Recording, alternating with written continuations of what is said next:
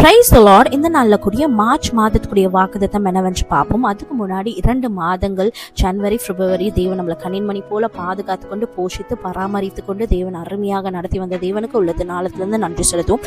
March 1ஆம் நாளில் கூட இந்த மாதம் எப்படி இருக்க போது, 2 மாதங்கள் நான் எதிர்பார்த்த காரியங்கள் நடக்கலை, அப்படி அநேக யோசனைகளோட தயக்கங்களோட அடுத்து என்ன பண்ண போகிறேன், எப்படி நான் இந்த கடன் அடைக்க போகிறேன் அப்படின்னு சொல்லிட்டு அநேக யோசனைகளோட நீங்கள் இருக்கலாங்க. ஆனால் இந்த புதிய மாதத்தில் மார்ச் 1ஆம் நாளில் கூட தேவன் நம்மளுக்கு கொடுக்கிற வாக்குத்தத்தம் என்னவென்று தெரியுமாங்க? ஏசாயா 55வது அதிகாரம் 8-9வது வசனம், என் நினைவுகள் உங்கள் நினைவுகள் அல்ல, உங்கள் வழிகள் என் வழிகள் அல்லவென்று கர்த்தர் சொல்கிறார். பூமியை பார்க்கிலும் வானங்கள் எப்படி உயர்ந்ததா இருக்கிறதோ அப்படியே உங்கள் வழிகளை பார்க்கிலும் என் வழிகள், உங்கள் நினைவுகளை பார்க்கலும் என் நினைவுகள் உயர்ந்ததா இருக்கிறது சொல்லிட்டு இந்த மாதத்துல கூட நம்மளுக்கு வாக்கு பண்றாருங்க. நம்ம எல்லோருக்கும் யோசேப்பை குறித்து தெரிஞ்சிருக்கும். சொந்த சகோதரர்கள் குழியில அவரை தள்ளினாங்க, அடுத்து அடிமைத்தனத்துக்கு வித்தாங்க, அடுத்து அங்க போய் அவர் சிறையில அடைக்கப்பட்டார். இப்படி அநேக காரியங்கள் யோசேப்போட வாழ்க்கையில இருந்துச்சுங்க. ஆனாலும் தேவனோட திட்டமும் தேவனோட மகத்துவமும் யோசேப்போட வாழ்க்கையில பெரிதா இருந்துச்சுங்க. ஆமாங்க, இந்த நாள்ல கூட ஆதியாகமம் 50வது அதிகாரம் 20வது வசனம் எடுத்து வாசி பார்த்தீங்கன்னா தெரியும்.